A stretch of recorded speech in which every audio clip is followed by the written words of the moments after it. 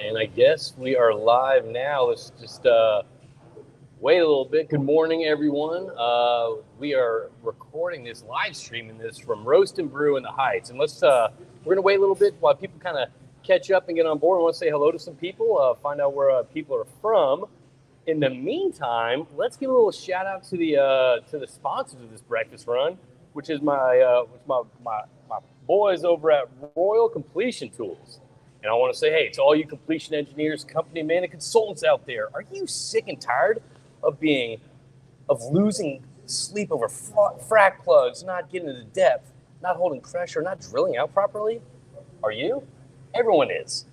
Or maybe you aren't getting the best quality and service from the bigger companies. Well, stop burning the midnight oil and rest at ease while using Royal frac plugs, the most reliable and efficient frac plugs in the market. Start your successful completions today by getting in touch with Royal Completion Tools. You can contact them via www.royalcompletiontools.com, sales@royalcts.com, or via LinkedIn. Great group over there. Just pop over there, connect with them, say hello, and I really dig their service. So let's see what we got here. Let's see if anyone's very good delivery, man. You like that? Yeah. I get into it. Yeah. I really do. Let's see if we're live over on LinkedIn real quick. We're just checking all this stuff before we get started. And let's see. Oh, yeah. We got some folks tuning in. And real quick, where's everyone chiming in from? If everyone wants to say hello or good morning or something like that, just kind of let us know where you're chiming in from. I know there might be a little delay, so if we don't see you now, we'll kind of get to you later. And also, in the meantime, we'll be doing these breakfast runs more and more, so make sure you stay up to date and register at www.connectioncrue, like Motley Crue, CRUE.com, to stay up to date with all the breakfast runs that we're doing, the live streaming that we're doing. I think the next week we have Jason Churchill, the CEO of Petra Legacy, coming in, so that's going to be a good time. All right, we got Jordan saying, happy Monday, gents. Happy Monday, Jordan. It's going to be a little stormy week in Houston. You ready for that? Yeah, it is. Yeah, we got a tropical storm coming, huh? Someone's calling you out right now. Andrew is calling you out. Is that a stain on Ryan's shirt? Well, that's going to mess with us through the entire probably run. It probably is. I don't think it is. It's probably the lights, but that means we've got people dialed in, listening in right now. I am prone to stains, so I wouldn't be surprised. You know what? I always do. Yes. So I'm not going to get. Okay. So where else we got? All right, probably going to trickle in later and all that stuff, but for those that don't know who I'm sitting with right now, this is the man, the myth, the legend, Ryan Keys, the co-founder and CEO, right? President. Co-founder and president of Triple Crown Resources. And John Daniel chiming in, no scotch yet? Well, I mean, that's why we have what? Hey, that's why might be in here. Yeah, I know. We can't say one way or the other, but there may or may not be some in these cups. Yeah, there's some stuff before that we pre-tropical storm kind of preparation. You just got to get in the groove. I feel like that's what Houston does before a storm. They load up on their booze. Obviously not toilet paper. They load up on the booze first, and it's usually like a kind of a rager. Usually whenever a storm runs through Houston, which is great. It is, and then like everyone else, someone goes to the liquor store. That's always a good idea, but everyone has the same good idea at once. Lose electricity. I usually just during a hurricane, but the one near my house is usually just kind of empty until either a pandemic or until something occurs. Yeah. All right, we got Jacob Brewster saying, good morning, guys. Oklahoma City at Unit Drilling. Good morning. Thanks for tuning in. And actually, Andrew, you're right. It's in the coffee. Good point. It's like we got caught. All right, we got John. Good morning from the Houston Heights. We're right around the corner at Roast and Brew. Good morning. All right, we got Craig.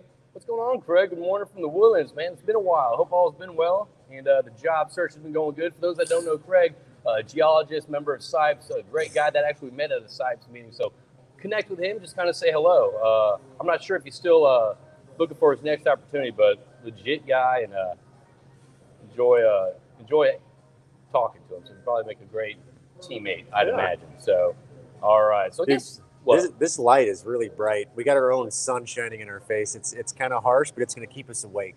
It goes with it, you know. It makes it feel professional. It kind of makes you separated from like everything else here. But I guess let's get this going. Well, first off, I want to say thank you for taking the time out on this gloomy Monday. About to get more gloomy Monday, and I got to tell a little story about what happened yesterday, this over the weekend, and what happened how Ryan and I are so close now. I thought we were close before. We're definitely close now. So my best buddy from college, Ben Camacho, had twins.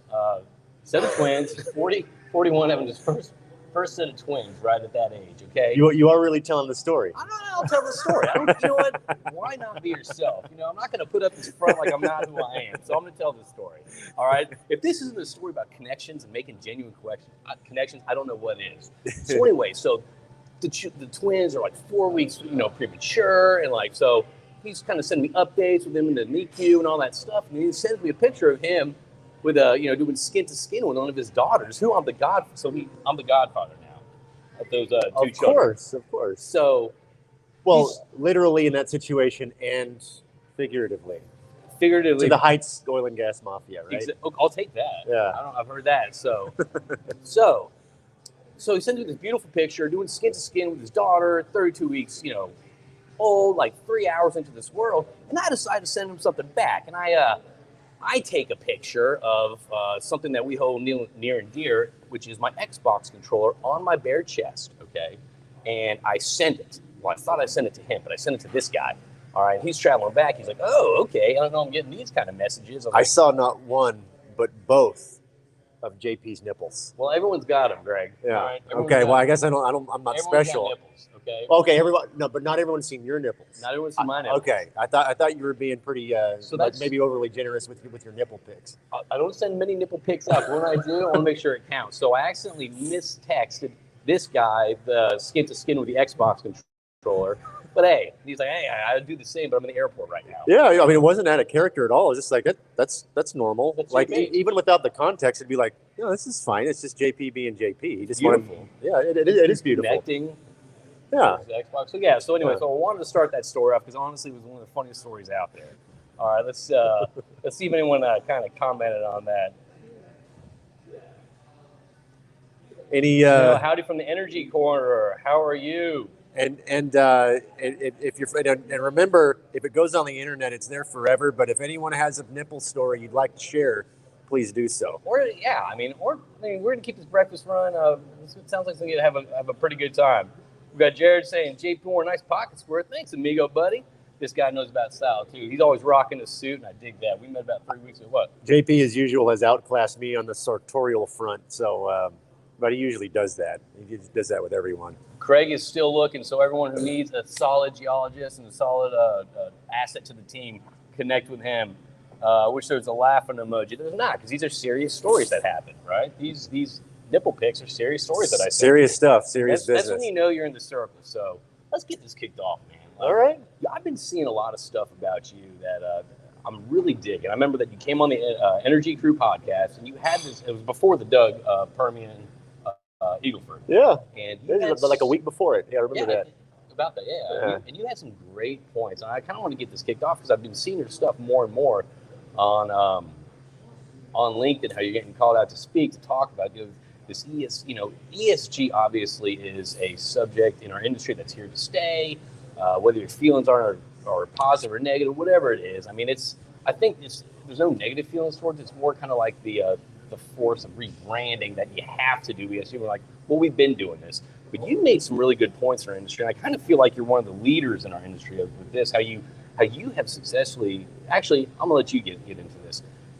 How has your mindset shifted from ESG being kind of a natural part of the business that we have to deal with now to kind of where you're at mentally today, looking at it as a profit? Yeah, I mean, everyone's first reaction was probably pretty similar, which is just like, what is all this stuff? It's confusion. It's just like no one likes to be told what to do, including me, including our business. But once you just it's a choice to like, okay, what is this? What is the objective? The objectives aren't quite clear. They're coalescing.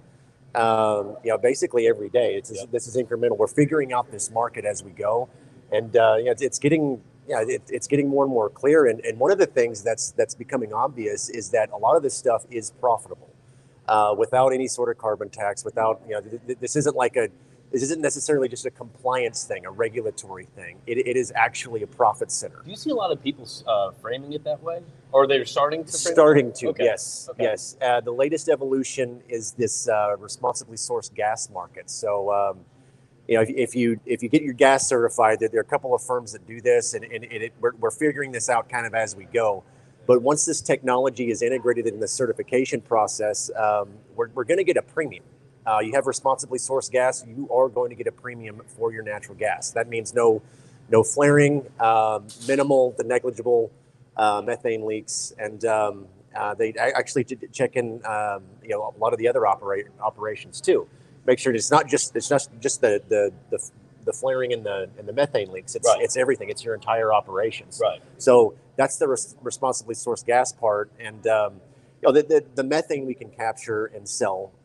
That's we went over this last time. Yes. That's the lowest finding cost of any natural gas basically on the planet. So real quick, that story was this that he shared. I think he shared it at Doug, and he also shared it on the Energy Crüe podcast, the #1 rated oil and gas podcast out there. Oh, by the way, I didn't even mean to plug that, but it's true. Oh, by the way, he mentioned that during the process to find methane leaks, they rented a plane to go over their fields, right? Yeah. And that plane costed $20,000, and they found a couple leaks, probably about 4 to 6%, and they went in there and fixed the leaks for about $6,000. So all in to go in to identify and fix. You got the numbers right. Impressive. Well, gee, I listen. That's what friends do. Yeah. So all in, it was $26,000. That was to hire the plane, to find the leaks, and actually go in and fix the leaks. And what that generated actually, it paid for itself within 4 days because you captured that the excess of methane that was leaking out.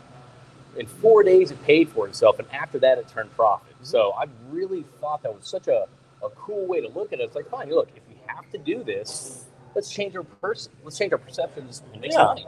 It's a choice. It's like let's not view this as something we're being forced to do. We should want to do this. This is our most profitable project. Was from a rate of return perspective, and really impressive. You remembered all the numbers. We did release a white paper with Kairos, whose plane it was. Released a white paper detailing the economics.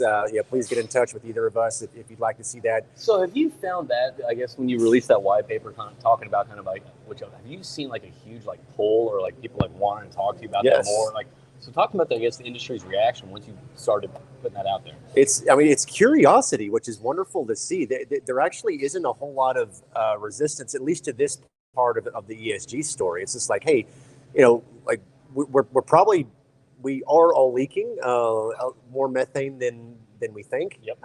Especially per the old antiquated EPA emissions factors, which is the rule right now. That's the regulation. It's changing. It is extremely profitable to capture. Little update to the numbers. We will release a kind of append the white paper. Looking at that with Kairos. So we've had 2 additional flyovers since that white paper was written. Grand total cost of about $60,000 to $70,000. This is 3 flyovers, and we are getting a little, full disclosure, we are getting a discount from Kairos to kind of share this data with them and partner up with them. That works. But it's not gigantic. Everyone else's numbers are going to be very similar. So total about $60,000 to $70,000 in flyover costs. The detection part, and the fixing part. Actually repairing those methane leaks is included in that $60,000 to $70,000 number. Okay. Since our first flyover back in December, we have generated an incremental $1 million. Actually, by now it's probably $1.2 million of revenue on $60,000 to $70,000 of costs. A lot of the folks at Triple Crown have done a ton of great work on quantifying this, finding the best technology fit for purpose for us. And just because it works for us doesn't mean it's going to work for anyone else. There are a bunch of technologies out there that, depending on your asset, what you're trying to do, that'll keep the costs down. Let's treat this like a business. So let's treat this like an actual project with rate of return and put it up there with our wells. Well, I mean, you're talking about 1.2 million in revenue. I mean, I think a lot of people are sitting out there. I don't care if you're an operator or service company. That sounds phenomenal right now. It is to generate that kind of revenue. Yes. especially where the activity's at. And this is basically like you look at the magnitude of that revenue and then the costs associated with it. I mean, it's almost negligible. I mean, this is basically like who wouldn't want to spend 60 grand to make $1.2 million. Exactly, and we're that's specific to our size, but to kind of normalize it, we're you know, because a lot of people produce more gas, a lot of people produce less gas. We're, you know, it's about 1%, 2% additional revenue this year, basically for no cost. I mean, who wouldn't want that? Again, this is the cheapest finding cost. You know, if you look at the old school F&D metrics or however you want to do this, this is the cheapest gas probably your company has to go out and find. So how would people go into, let's say, you know, you just said, look, this might not be for everyone, or this type of you know, methane capture might not be for everyone. If people were to contact you and I guess say, hey, Ryan, I saw your stuff, we got some ESG stuff that we want to talk about, like how open are you, I guess, to kind of like look at their situation and problem, say, look, here's an opportunity, I think, if you go down this road, or kind of just drum up some ideas with them that what might work. Would love to do that. Would absolutely love to do that. This is something that is near and dear to our hearts, and you know, we have a lot of momentum with this. You know, trialing, you know, to some other technologies, and we'd love to help. So you've been obviously, I'm seeing your stuff, I'm loving it. However, so let's talk about kind of scale that back. Let's tie that into, so all right, so managing your ESG makes business sense, right? But let's talk about actual, I guess, if you can, obviously, don't be specific if you don't be specific. I want to talk about in relation to ESG and investment, because you're on the front line. That's what I did. You're taking these meetings, you're hearing what people are saying when it comes to investment in the oil and gas industry. What are you seeing about ESG and I guess the importance of that, and what's kind of moving the needle for some of these equity? You know, it is becoming a license to operate, not from a regulatory standpoint, but from an investment standpoint. I mean, equity investors, especially private equity right now, they're just not going to fund you if this is not you know, a pillar of your organization. You're still seeing that?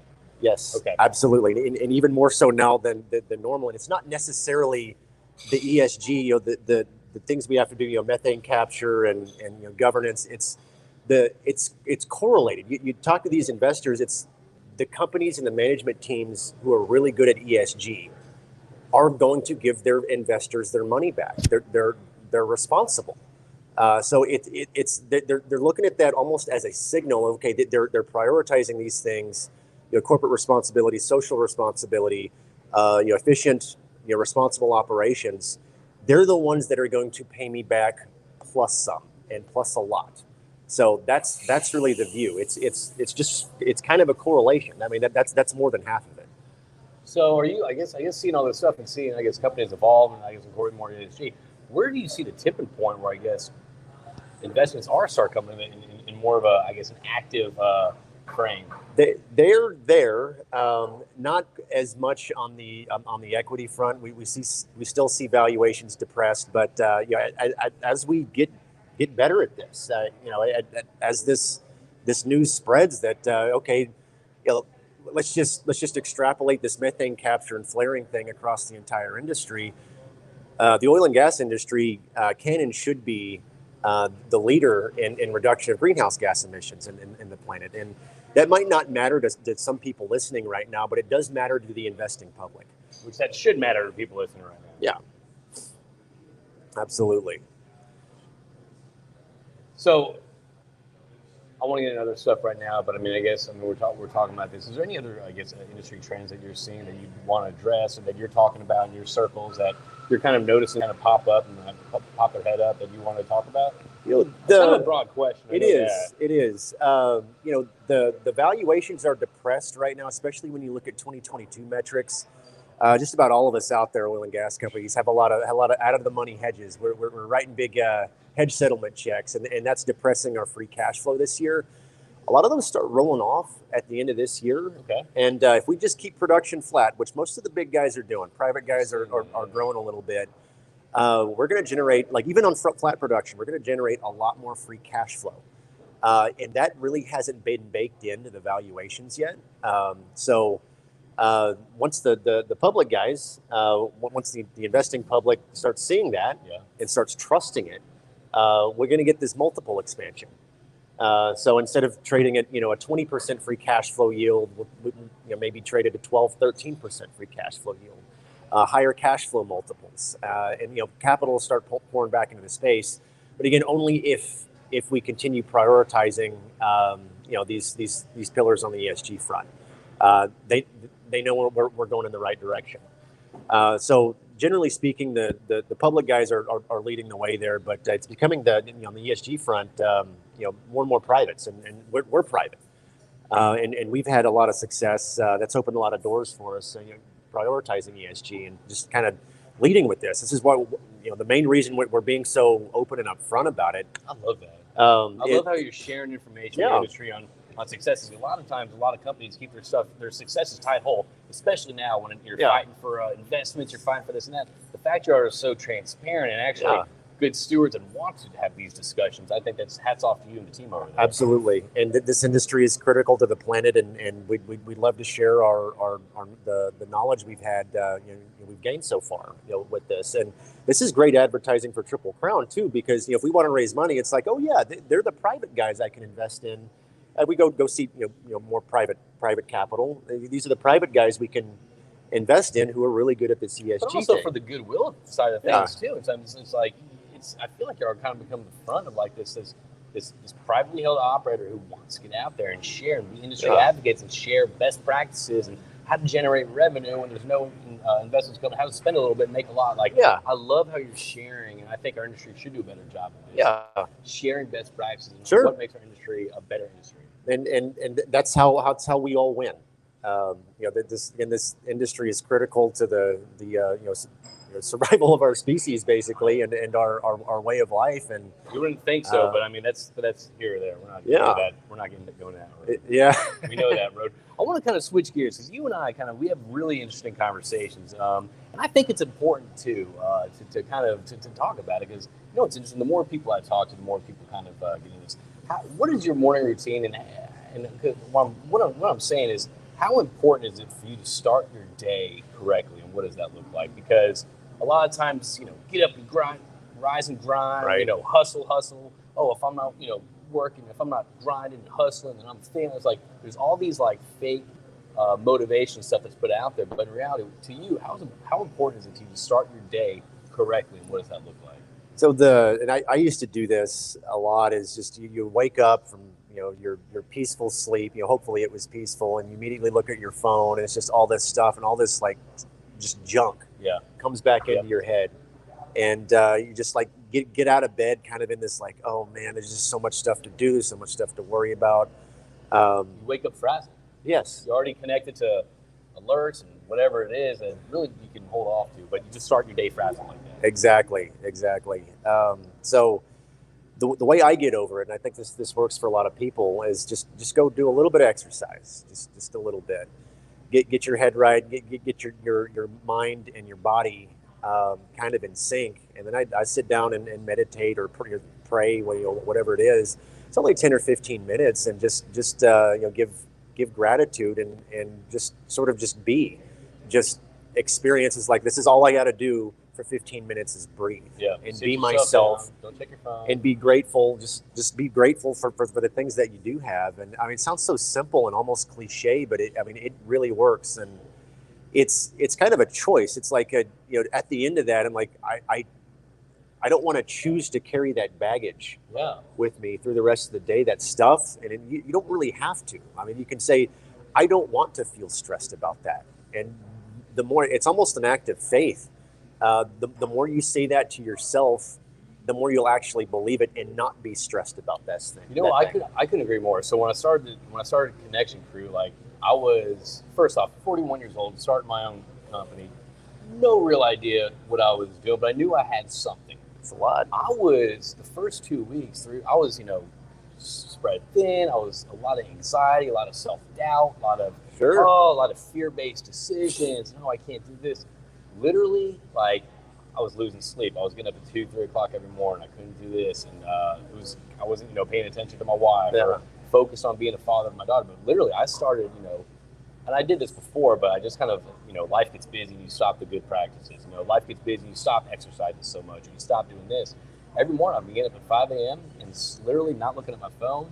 I've been trying to meditate and set intentions throughout the day and kind of manifest, or whatever you want to call it. I've been just trying to, and literally the problems that you feel that raise anxiety have been kind of diluted. So, I've talked to Jason Arsenault with Arc Energy about this. Yeah. A lot of people are kind of getting into this, Drew Ludlow, this meditation, starting your morning off right.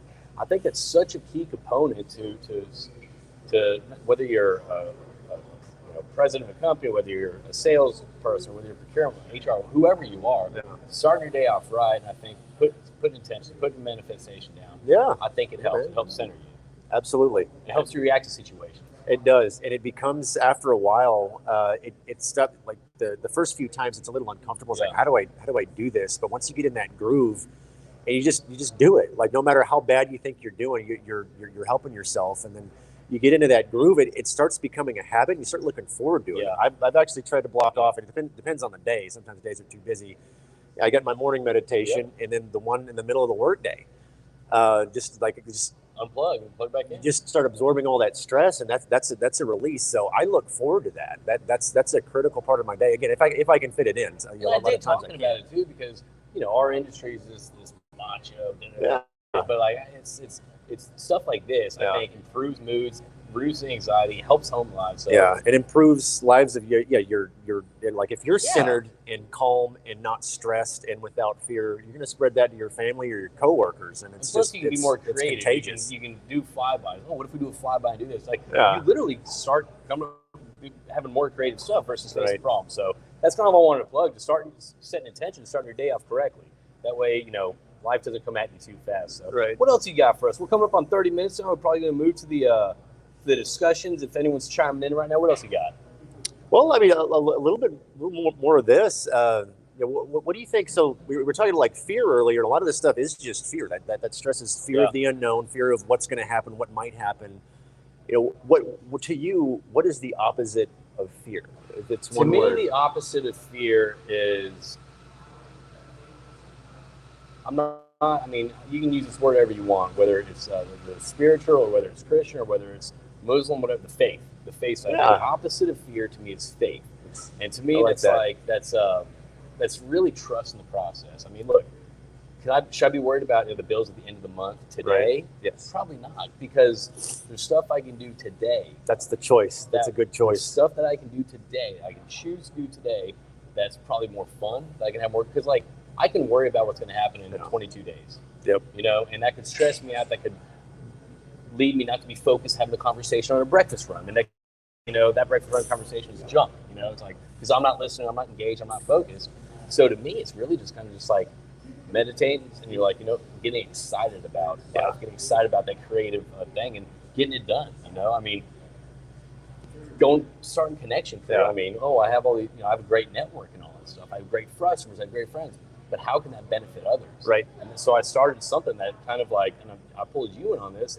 It's something that can benefit the operators, because something I've seen from, COVID, operators need to expand their network. Salespeople to expand. So it's like, this actually has something, if I get creative with it, that can help me, but also help the industry, help others out there. So that creates a ton of excitement. Yeah. To me, that keeps me going. That's exciting. It's like, okay, so it helps me bet on myself a little bit more. There you go. It's not being scared of something. It's not like, I gotta go find a job and give up on this just because I'm not where I want to be. But it's just kind of having faith in the process. Right. Yeah. There you go, man. I like that. Good answer. And I think mine's pretty similar. It's just, I'm gonna be a little more succinct though. The opposite of fear is curiosity, and curiosity is just a combination of courage. You're talking about macho. What's more macho than actually being courage? Mix that with some humility. Yeah, and that's, you kind of described it. That's part of the faith process. And it's one of those things too. It's like, look, I'm not. I've always preached follow your passion. For the past, and I was doing my passion. I was having fun, but in reality, it's really, it's okay to take a leap of faith, because at the end of the day, nothing's permanent. Right. Everything goes. You think your problems today are going to be your wishes of, tomorrow. You know what I mean? So life always changes, and just literally try to have fun with it. Try to engage with people. Be kind to people. Talk to someone. They might be having a bad day. Like, it's that. But if I'm locked in my head and think about what I got to do, oh no, the end of the month, I'm not going to be engaged, and I'm going to lose that connection with people, strangers, friends and all that stuff, and I'm not going to be successful at what I want to do. So just have that faith. Well said, man. Just get out there. Have that curiosity. Yeah. So what else? It. All right. Let's see. David Gibson. Man, David, I miss you, buddy. I know you've been super busy, man, but I appreciate you tuning in. We got to catch up. Greatest show ever. That's a big. I'll take that. And we go Matthew Hill with Fossil Fuel Fridays. Great discussion. He's been crushing it with the Crüe Live. I guess he was the reporter here from NABE. Was crushing it. Really? Great discussion. Our industry does the best job to supply solutions to any project. Because we got some of the smartest people here. Pretty much everyone's a roughneck. Everyone roughneck stuff up. I love it. John Refno, great advice, JP and Ryan. Well, thanks, buddy. All right. Jacob says, love this. There are so many things that can stress us all out. And honestly, that's even taking a break from the social media sites or your phone. Just put it. I have to challenge myself to put my phone down. When I do, but it is an addiction. I am so much more. It's annoying though. I'm like, I got to get my. Just let it go. I feel like it's a shot color sometimes. I have it on silent, but I get that little buzz, and I know like everyone has different buzzes for different notifications. My email buzzes is like that. It's like okay, I'm getting trained. But just like you're talking about, training yourself and sitting there in order for 15 minutes, not checking this, not checking that, not going, whatever. Yeah. It's the same thing. Train yourself to get away from exactly. And it doesn't have to be all the time, but just give yourself 15 minutes. That's all it takes. Meditate and send yourself. Grounding is also something you do that has huge benefits. That's true. Grounding, yes. Grounding. That is like the first part of the meditate. Well, for me at least. Is that mindfulness? That's like being present, like shutting everything down. Yes. Okay. Yeah. I dig that. Yeah. All right. So what else we got out there today? I'm trying to see. These delays are so great. I love them. I love them. So maybe it's the tropical storm. Messing with our electromagnetic. I didn't know about the tropical storm until I got an email from the school. My daughter's school last night. That's how bad I saw it on the way back from the airport. Is this like I just saw like 8 days of rain? Is this like the high temperature in the 70s? Like, okay, that doesn't look right. We go, what's going on? Looked it up. It's like, okay, Houston's about to get hit by a tropical storm. My dumb ass, I made it a cold front. I'm like, yay, pumpkin spice. Let's do this. I guess it is of sorts. It just comes with a ton of rain and wind. Yeah, a lot of rain and wind. A lot of booze. A lot of booze. A lot of coffee, horchata booze. So, I guess that's it. Everyone, I want to thank everyone for tuning in. Ryan Keys, the co-founder and president of Triple Crown Resources. Love chatting with this cat, and I think we're going to see each other at John Daniels barbecue in Midland. Looking forward to that. Looking forward to it. Remember to subscribe to my YouTube channel because I'm going to post all these breakfast runs after, and they're just great to feedback. Or even share with a friend. You know what? Share with everybody. And check out my podcast, Energy Crew Podcast. We've got a lot of great previous guests and future guests, and it's been a real blast doing that. So check that out. Hit that smash and subscribe button. I don't know why I go Australian whenever I do that. I just do. I don't know why, but let's see. Hey, speak of the devil. Better delivery. John Daniel, free cash flow next year. Do you distribute to shareholders or reinvest in the ground? General thoughts. Great question. Let's get back to business. That is a really good question. And John, you probably have better numbers than I do, but free cash flow, based on what we had, we tracked this thing called Permian Co. So we just aggregate every publicly traded Permian business. Free cash flow is increasing by about 15-20% next year versus this year, and this year's looking pretty good. So what do you do with that? I mean, that's a great question. The public guys, it's probably going to go a lot to the variable dividend. The bigger public guys have instituted that. But privates. This is kind of what's driving some of the increase in service costs especially with locking in costs right now. Yep. Service companies, it sounds like they see a lot more business next year with this incremental cash flow that's coming through. Some of it's going to go back in the ground, absolutely. What that percentage is, maybe I should ask you, John. We're talking later today or tomorrow. I'll give you a shout after we get out of here. You might have to do a follow-up for that.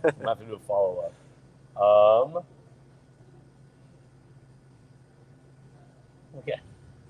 Got $37.93 left after the weekend losses on football games to invest in disability returns. How much can I make? Based on I don't know, $3 million. You take this one, man. $3 million. You take this one. $3 million. I'm not a gambler. So anyway, everyone, I want to thank everyone for tuning in. I hope everyone has a great and safe week, and those that are in the path of the hurricane, hope you kind of get out of it. Please stay safe. Turn around, don't drown. If there's flooding highways, I know that's a serious thing. So hope everyone has a great week, and thanks for tuning in, Ryan. Thank you so much. And if you do go to the liquor store for some hurricane and tropical storm preparedness, make sure you have fun with it and not to numb yourself. Yeah, have fun with it. And also, if you find like a bottle of Bland's or something like that, you want to gift someone on there the you screen, go, perfect. Go ahead, just do that. No one, that'll be appreciated. So, all right, everyone, thanks for tuning in, and we will talk to everyone later.